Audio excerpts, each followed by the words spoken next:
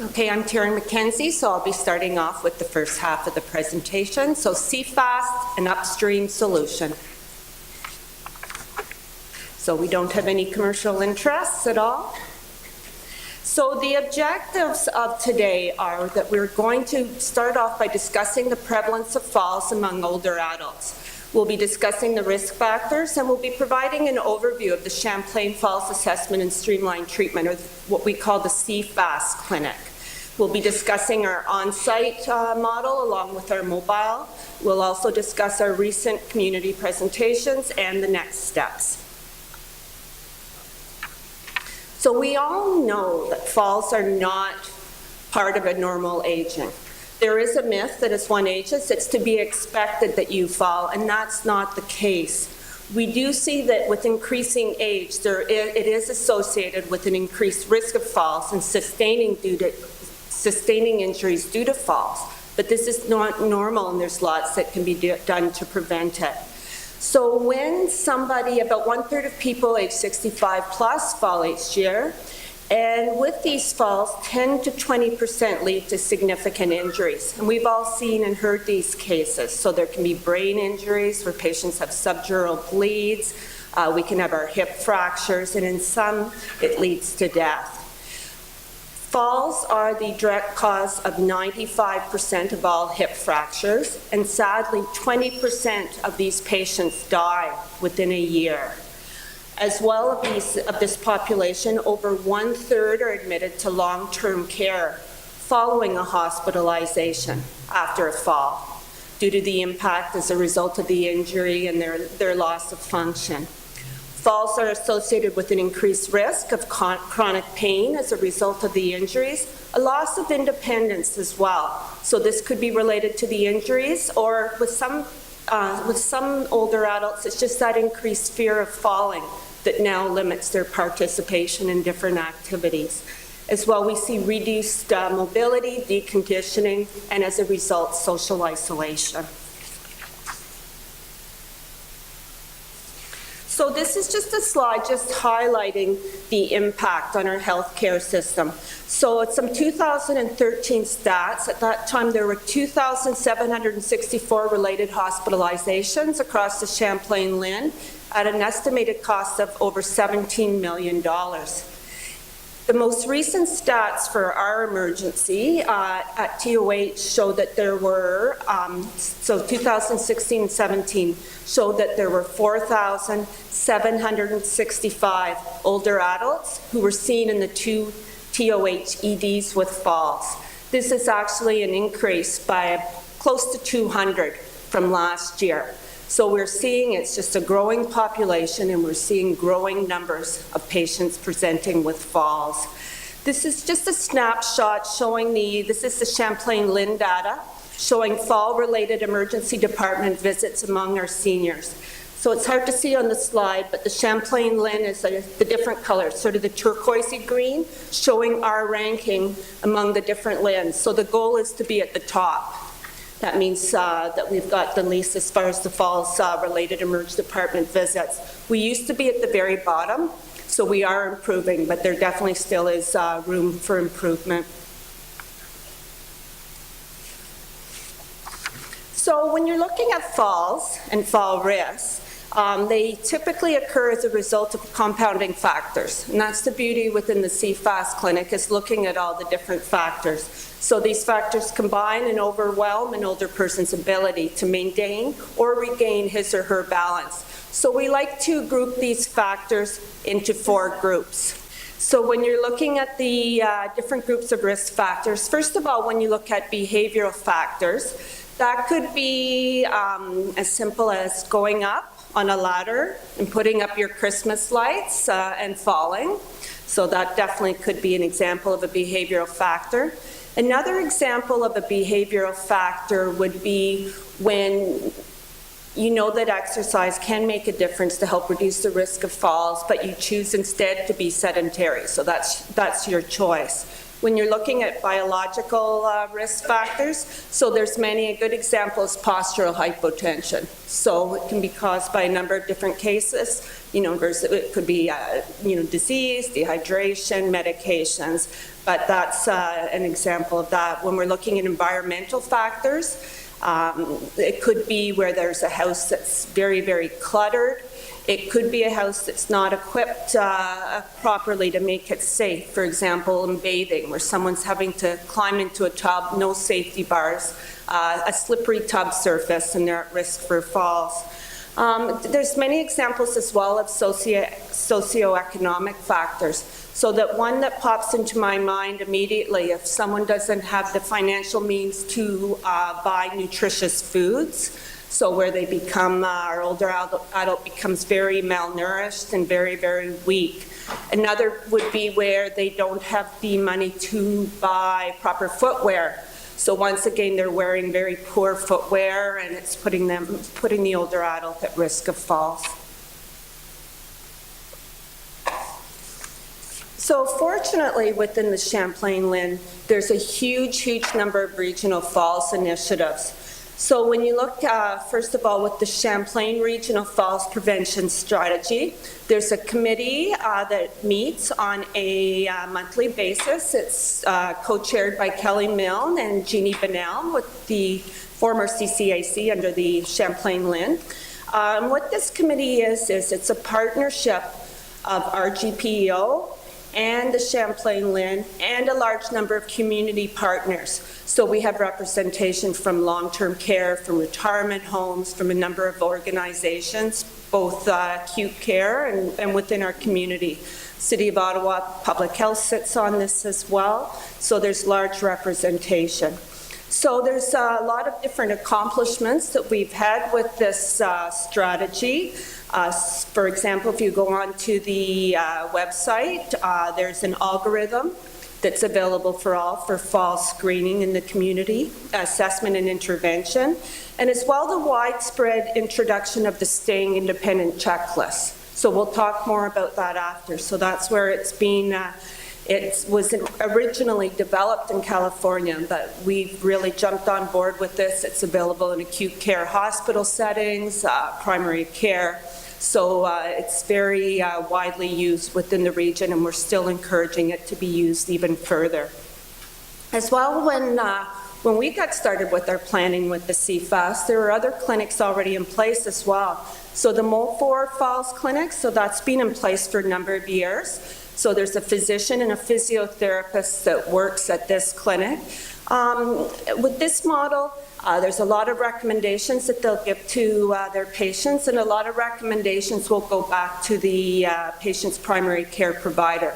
For example, where they'll recommend to the primary care provider as far as ordering tests or de-prescribing medications. There's also the West End Integrated Falls Prevention Program, so I'm sure some of you are familiar with it. It operates in the west end of the city under the Pinecrest Queensway Community Health Centre. With this model, it involves a nurse, occupational therapist, physiotherapist. So this is all home visit based. So they'll go into the house, do the assessment, and they'll do the interventions within the scope of their practice. With this intervention, it's very much rehab focused as well. It's very strong as far as that goes, where they're able to help set up an exercise program for their patients. As well, there's a number of falls prevention programs and exercise classes within the region. Some in which our older adults have to pay, and there's others that are offered for free, such as the Better Strength, Better Balance classes, or Stand Up in other areas of the region, where they're offered through public health on a twice-a-week basis for 13 weeks. And there's the formerly called CCAC exercise classes, where there's 2 levels, and they're at a lower level of mobility for our patients, so they're more chair-based, and they're offered at a number of centers throughout the region. So there's a large number of initiatives that are available. So our rationale for our CFAS. When we started our planning, We knew that having a fall is a known risk factor for future falls, and injuries are more likely to occur in these recurrent fallers. So we definitely wanted to make these patients a focus. As well, we wanted to open it up for patients with identified balance concerns or near falls, or there was noted concerns with their mobility. So we know that capturing high-risk seniors early in their falls trajectory and intervening early may prevent that next fall or fall with catastrophic injury. So that really was the goal with our clinic. Current evidence shows that that individualized multifactorial fall risk assessment and intervention decrease the rate of falls and falls-related injury. So when we looked at the model for our CFAS clinic, we decided to introduce a model where there is fall risk assessment and direct intervention within a specialized geriatric service setting. So when we talk about direct intervention, it's not where we just make recommendations. If we want our patients to be in a specific exercise class, such as the better strength, better balance, Mary, our physiotherapist, will actually register them in the class to help increase the compliance. Dr. Wong will actually order the blood work, and we'll do it within the clinic. We do ECGs. We'll send our patients directly for medical imaging. Send them for BMD testing or put the order in for that. So we do a lot of direct intervention right at the time, as well with the prescribing medications or starting new medications. This is obviously in collaboration with their primary care providers, but we'll get things started right away. This is a busy diagram. I don't expect you to be able to see it from where you're sitting. I will describe it more in the next couple of slides. But this was the basis. When we got together and started our CFAS planning in 2015, this was the basis of our planning. This was the model that helped to direct us as far as how we would be proceeding with this planning. So one of the things we were absolutely looking for was our referral sources and setting up that process.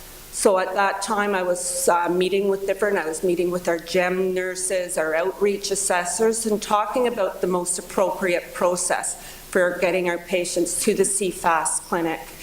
As well, both Mary and myself, we went and visited different clinics. So we went to the Mulford Falls Clinic. Mary went to the West End Integrated Falls Prevention Program and shadowed one of their assessors during one of their home visits, because we wanted to get a good understanding as far as what's being done in the community. Most importantly, what Mary did as well is that she went across the region and visited countless different exercise programs and classes. So City of Ottawa classes, better strength, better balance, stand up, the CCAC classes, so that she had a really good understanding as far as what is being offered within the region. And what she did was she compiled all these findings into a resource that she uses, where based on the region, she knows of all the different programs and classes that are available for the patients that we see within the clinic, so that we can recommend them to the most appropriate classes to meet their needs and meet their wishes as well. So there was a lot of planning that went into it. When we did the initial planning, we planned as well that we would operate just one clinic per week, and we would have 3 patients go through on that one afternoon visit. So once again, with the planning and the evaluation, it was always evolving. So we found shortly into the clinic, and Dr. Mullner can speak to this as well, and Dr. Wong, but we found just 3 patients in one afternoon was just too much. So we limited it shortly after to a maximum of 2 patients per afternoon. So when you look at the referral criteria, it's quite straightforward in age, greater than or equal to 65. As I said before, risk of falls, so whether it be actual, near, or identified balance concerns. As well, this is a picture of the staying independent checklist. As I said, it's widespread, or it's used across the region, and our patients have to have a score of 4 or more. which is in line with the actual assessment tool, that if you have a score of four or more, you're identified at risk of falls. So it's simple questions as far as, have you fallen in the last 6 months?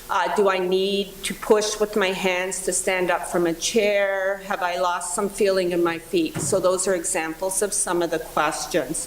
As far as exclusion criteria, the decision was made that we, long-term care residents, were not best suited for our clinic, so that is the one exclusion criteria.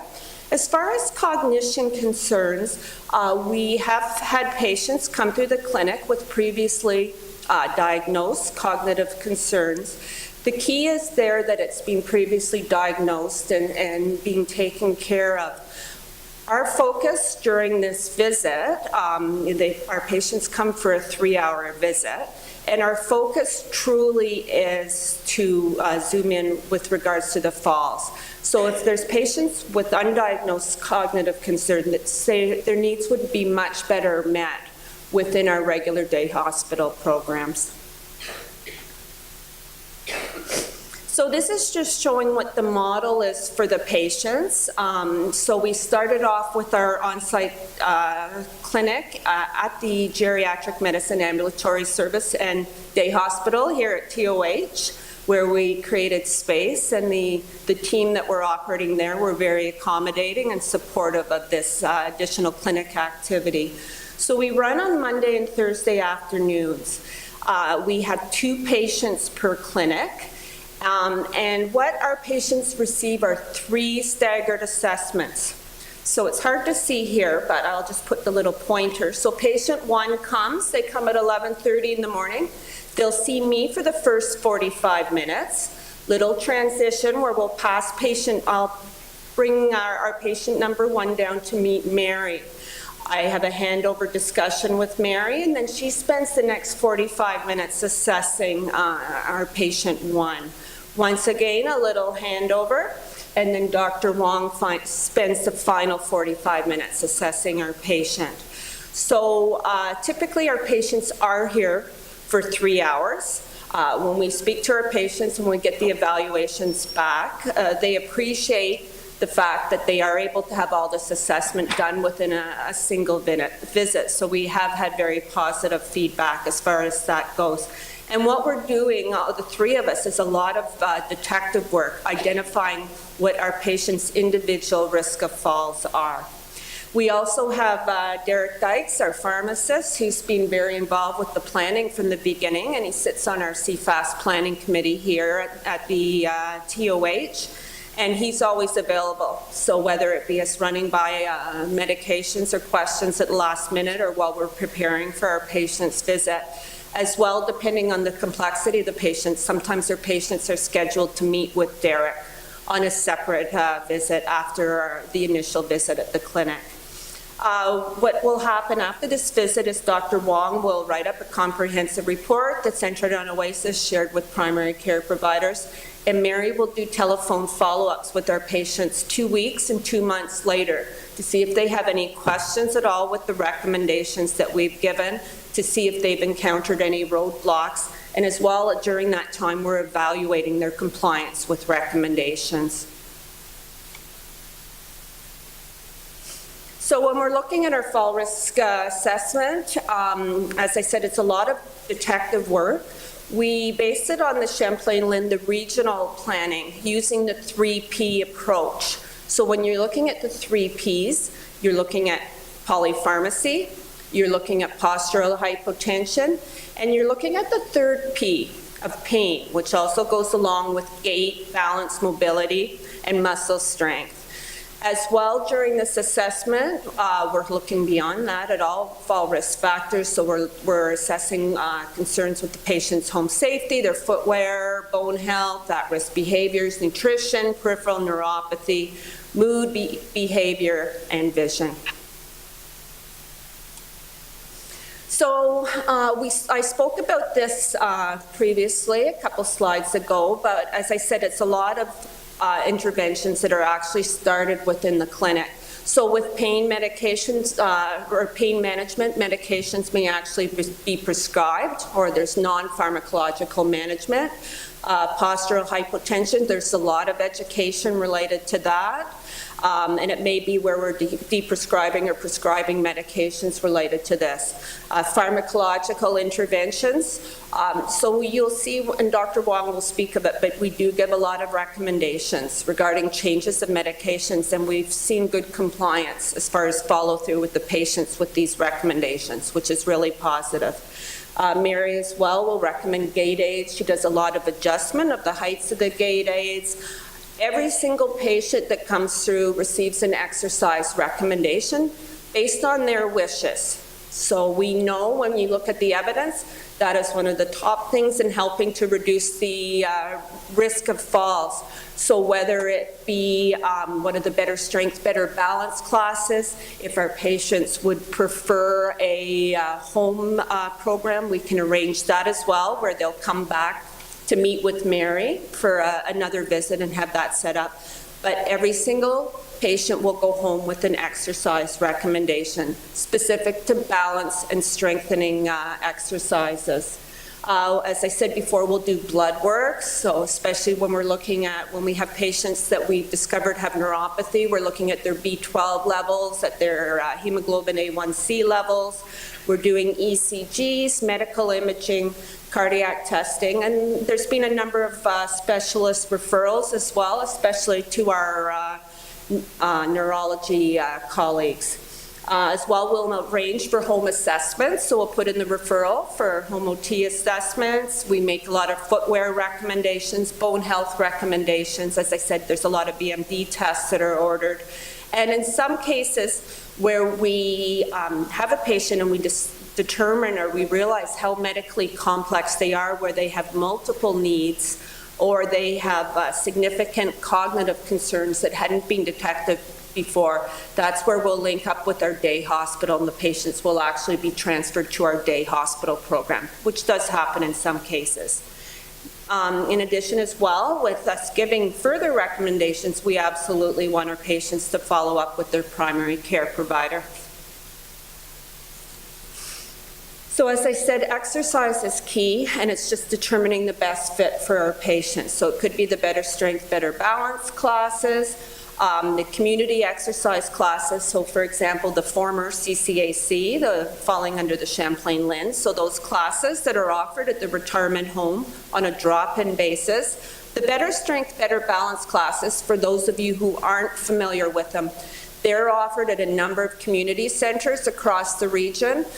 They're offered their start dates in September, January, and April. And they're very, very popular. So they're offered twice a week, they're free, they're excellent. The problem is that with them being so popular, they fill up very, very quickly. So they're always full well before the class is started. So that's unfortunate for our population because they are very beneficial. With the community exercise programs as well, there's a lot offered through the cities, which are excellent as well. And there's the home exercise programs. So as I said, that may be where patients are coming back and meeting with Mary individually to have that set up if that's their wishes.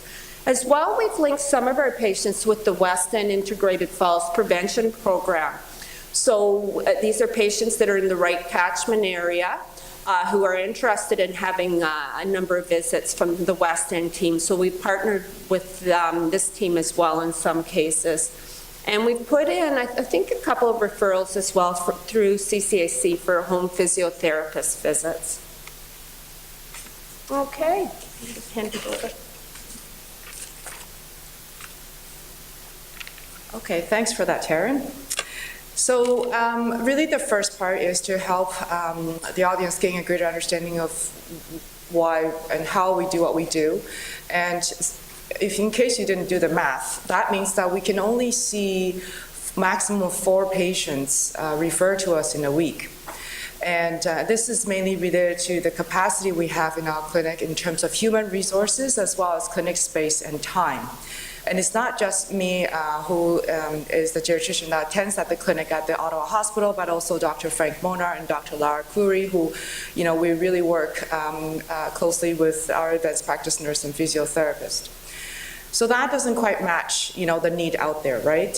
Even in the Ottawa Hospital emergency alone, there are, people in the thousands who are coming with falls. Not all of them get discharged home. Unfortunately, some are admitted with significant injuries, and those would not be people who would have been referred to us anyway. So that got us thinking, how else can we reach out to more seniors that are out there who may benefit from our services and our attempt at preventative healthcare? And, what can we do to sort of overcome the limitations we have in terms of human resource and space? So in the second phase of our clinic implementation, in addition to sustaining what we already are doing at the CFAS clinic at the Ottawa Hospital, we wanted to refine the targeting of these patients, as well as repurpose our model in a way of a mobile model where we actually bring our services to where patients are. And this mobile model will be a smaller team where the geriatrician is not involved. And this is recognizing that not all patients out there who are at risk of falls requires a geriatrician assessment, and sending out the advanced practice nurse and physiotherapist may help to do an initial assessment and determine whether the person actually needs to come to the Ottawa Hospital to see a geriatrician. In addition, we also wanted to incorporate more ways to evaluate our clinic benefits as well as outcomes. And one of the things that we have recently incorporated is something called the Falls Efficacy Scale International Questionnaire. The short name is called the FESI. And this is a validated tool for patients to assess their own fear of falling. And the idea is that we wanted to see, whether that fear of falling has been modified in some way by their experience with our clinic, as well as perhaps following through with some of the falls prevention recommendations that we are making. So just a little bit more detail about the mobile clinic. So basically, the idea, as I said, is patient will have the same referral criteria, but only the advanced practice nurse and physiotherapist will do the initial assessment. And we have the initial partners that we have is with the family health team at the Ottawa Hospital. And we began seeing patients in November 2016. This is a 2-hour clinic, and during this time, 2 patients are seen by the advanced practice nurse and physiotherapist. Afterwards, the cases are reviewed in detail with a geriatrician, so either me, Dr. Monar, or Dr. Khoury, and then we make further medical recommendations in addition to the recommendations that Taryn and Mary have made with regards to footwear or exercise or other things like that. And certainly, if on review of the case, we felt that the patient may benefit from coming to the Ottawa Hospital to see a geriatrician for a more detailed medical assessment, then that can be arranged easily as well.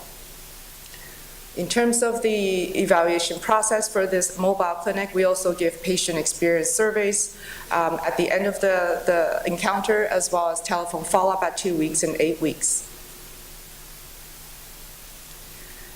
The other partner of our mobile clinic so far is the Valley Stream Manor Retirement Residence.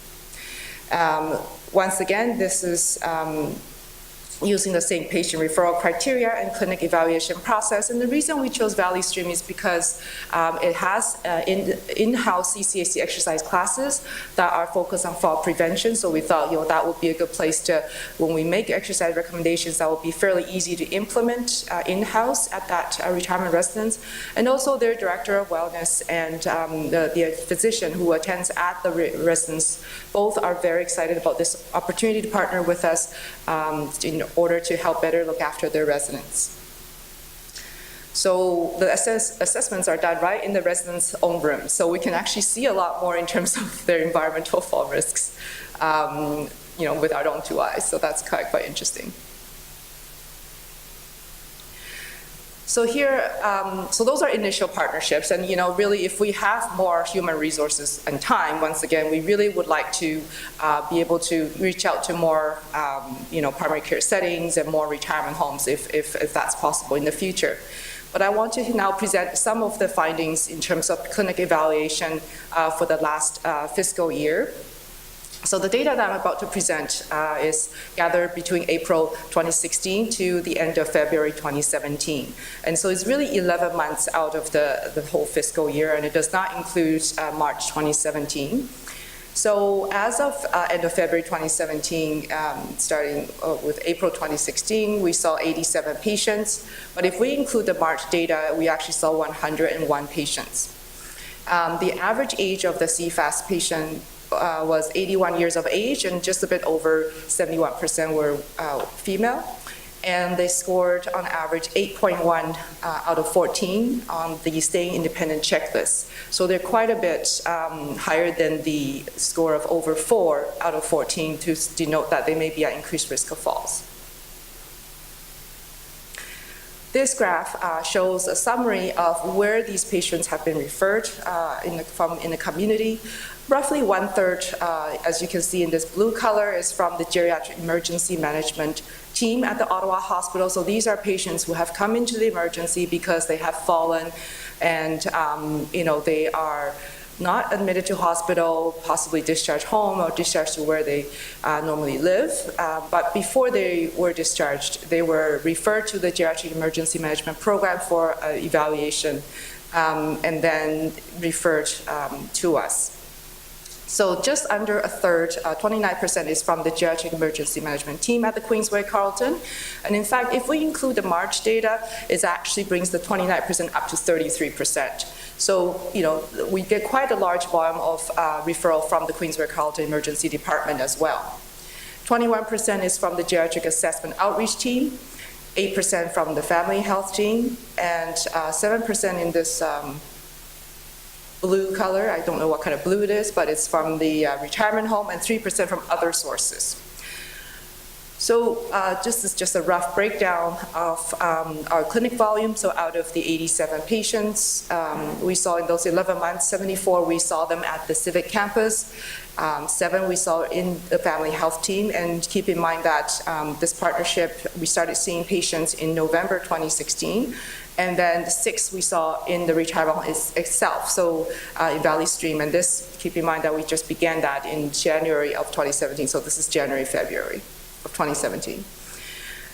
The wait time, fortunately, is already increasing due to the limits of our clinic capacity, as mentioned previously. Now, if patients are referred to us for the CFAS clinic and we want to see them in the Civic campus site, the wait time is almost 3 months. And the mobile clinic wait time is 25 days. So this graph shows a bit of some of the results of the percentage of recommendations that were given to the patients that have been completed by the time of the 2-month telephone or 8-week telephone follow-up. So obviously this is based on what the patients are telling us over the phone, and we're not able to go to their house and police them, to see if they're really doing the recommendations. But we were able to gather this data from our telephone follow-ups. As you can see, the green bars shows the percentages that are actually completed by 2 months follow-up. The gray portion shows the ones that have not been completed. And the numbers, which are probably too small for you to see on the green bars, show the actual number of patients who have completed or follow through or initiated the recommendations that we have made.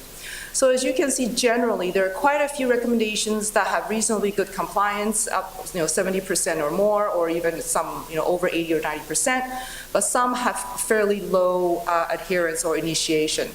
And I just want to highlight a few of them for you. So by 2 months telephone follow-up, roughly just over 40% have initiated a community falls prevention exercise program.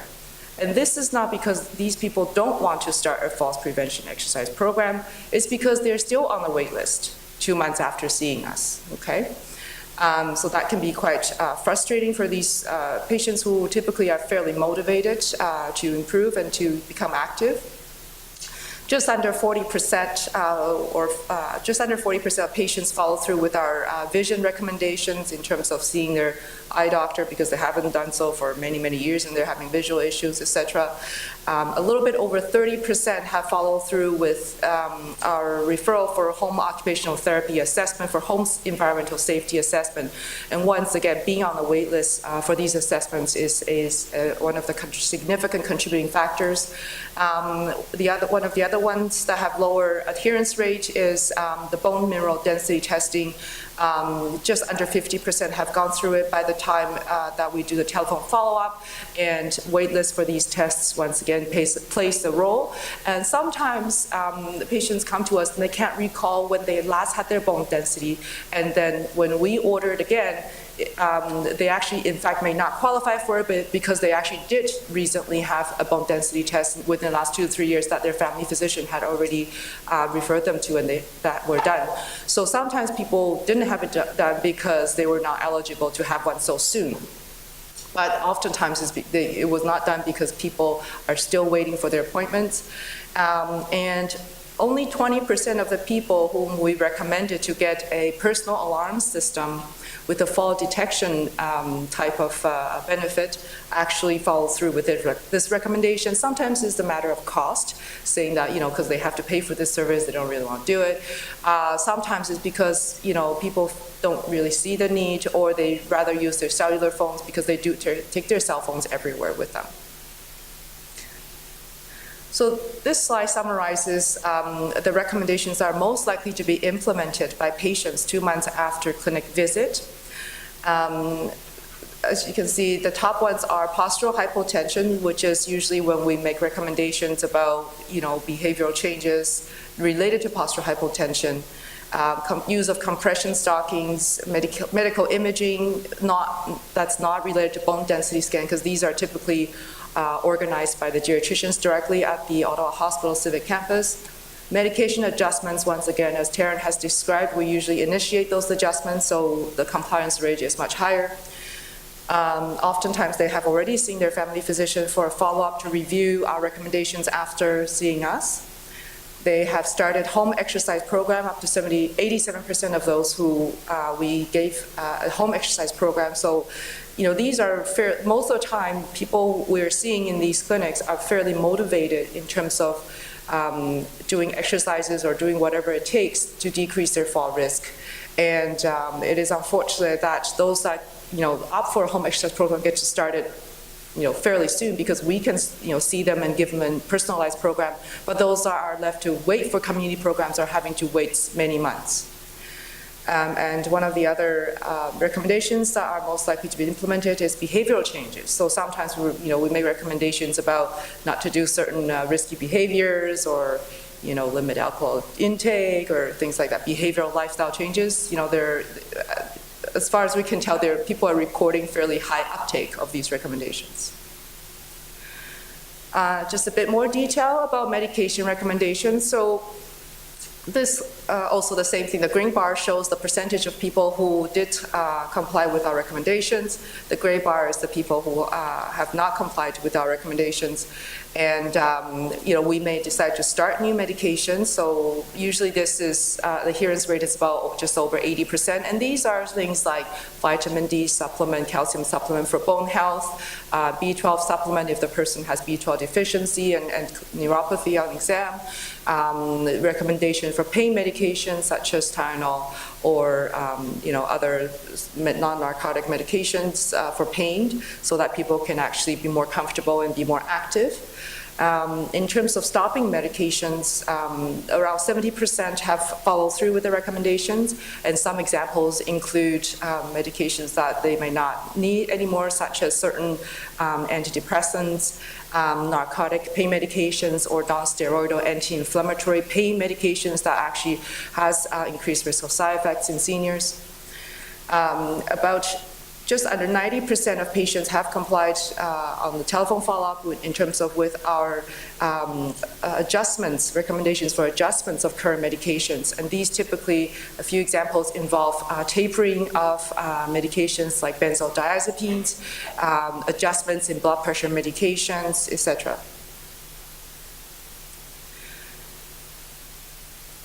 So as mentioned before, we also look at patient experience. We really want to make sure that this is something that is useful for our patients. We know that the interventions that we're looking at has a good evidence base already in the literature, but how do we deliver it to our patients?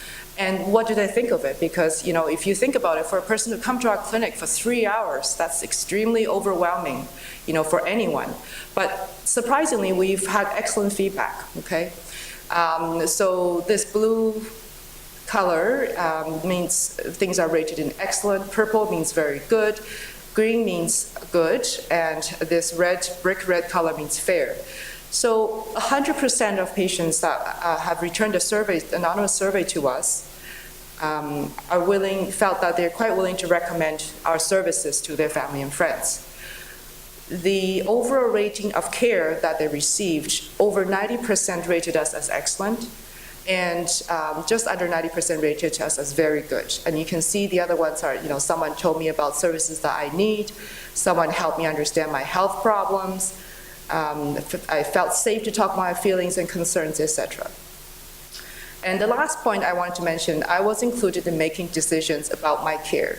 So this is a very interesting one because unfortunately sometimes, when we make recommendations, we try to explain it as a way to figure out, to educate people, this is where we're coming from and this is what we're recommending.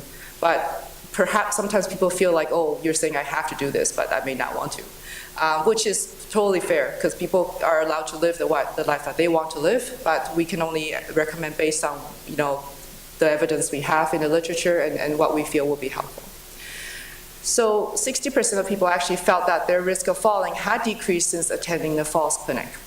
And based on the more sort of qualitative comments on these surveys and also on 2-month telephone follow-ups, people are talking about, I feel like I'm more aware now in terms of where the fall risks are in my life, and I feel the exercise are helping me. I feel using gait aids are actually helping me feel more stable. So I feel that my fall risks have improved.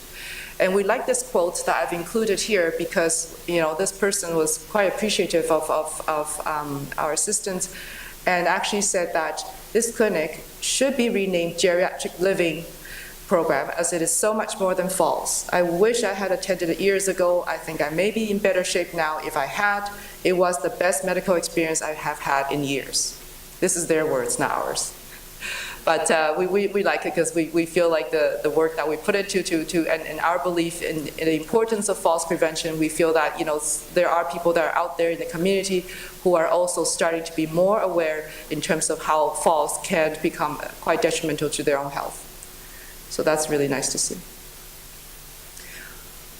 What else are we doing? So as Taryn has alluded to, in addition to providing preventative health clinical service, we also want to help playing a role in educating the public because there are lots of people out there who really want to help themselves and who really are interested in learning more about falls. So we've just began an initiative to do falls prevention presentations in the community. The first one took place October of 2017, and this occurred at a retirement community where people live in their own homes, and they're quite active in the community, and this took place in their clubhouse, and where they usually have social functions. So the focus of this presentation was on why falls are an important public health issue, and that it's not a normal part of aging. And we also share top 10 tips to avoid slips, trips, tumbles, and crumples, thanks to Taryn, who's very good with her words. She can come up with titles like this that I can't. At the end of this presentation, we also give surveys to get some feedback about our presentation so that we can do better in the future. And obviously these surveys are anonymous, and some of the findings show that the attendees to this first presentation, the people's average stay independent checklist score is 5.5, so certainly the score is lower than people who we normally see in our clinic. But they're still more than 4, so they're still at risk of falls. 77.8% attended because they were concerned about their own fall risks. Average score for presentation enjoyment was 4.83 out of 5. And people have said, these are the things that I've learned from this presentation. I learned about fall prevention exercises, importance of bone health, home safety, etc. So precisely some of the messages that we're trying to get across in these community education presentations. Next, we also want to be involved in falls-related research. So we're recently collaborating with Dr. Chantal Beckman, and who is the supervisor of Danielle Cho Yang, who is a candidate for Master of Science in Nursing program. And Dr. Beckman is a assistant professor in the School of Nursing program at the University of Ottawa. She is also an investigator at the Ottawa Hospital Research Institute. So the project, the first project that we're collaborating on, they're interested in looking at the effect of a fall prevention clinic on the fear of falling as measured using the FESI questionnaire, as well as in qualitative interviews of the patients, just to see how attending a clinic such as ours can affect a person's fear of falling. So, as we have alluded to throughout, going forward, we have challenges. There's an ongoing long wait list for the CFAS clinic, and we are actually all the time getting additional referral requests from primary care providers, specialists, and emergency room physicians that at this point we simply cannot accommodate. We hope that we can in the future if we're able to recruit more manpower or have more clinic space and time. But unfortunately, so far, the geriatricians and advanced practice nurses, we all have our other clinical and non-clinical roles in the Ottawa Hospital and at the university. And certainly the wait lists and delays in terms of patient access to community strength and balance exercise classes, as well as home safety assessment, really impact how our patients can follow through with these recommendations. And unfortunately, this is out of our control. So what do we learn from this process that we want to pass on? In summary, really, having the CFAS clinic and the mobile model alone, we have limited capacity, right? And we're trying to encourage and inspire others to follow in our footsteps, to have, to start other falls prevention clinics, because fall risk identification and reduction strategies evidence is out there, it works, but we gotta be able to facilitate this process and have to actually do it to help our patients. And if you are interested, come speak to us, contact us later, but really preparation before starting such a journey is key. As Tara mentioned, we did a lot of background research. We surveyed a lot of, they surveyed, I didn't do it, but they surveyed a lot of the community programs in terms of exercise and other fall prevention programs. And these information we can certainly pass on to facilitate other people if they want to start something similar. And during this process, in terms of getting the referral sources and figuring out who are the people that we can refer to in terms of exercise programs, having good multi-directional communication is quite key. And we also meet on a regular basis in terms of the planning team for the clinic to really troubleshoot the process of the clinic and frequently think about how we can do things better. So continuous quality improvement of the clinic process as needed is very important. And once again, one of the problems we're also having is timely access to community services and resources. So hopefully there are people out there, who are listening who may have some influence in that regard. So the next steps really we would like to advocate for additional resources for the CFAS clinic as well as the mobile clinic, but also for people to consider regionalization of similar fall prevention models in other geriatric day hospitals and clinics or a mobile model. And we're happy to play a role in knowledge translation, in training other people who are interested in doing what we're doing, and we're happy to think about how we can help you start your own clinic at your local site. This is a couple pictures of the CFAS team. I thank you for your attention and patience. We're happy to take any questions.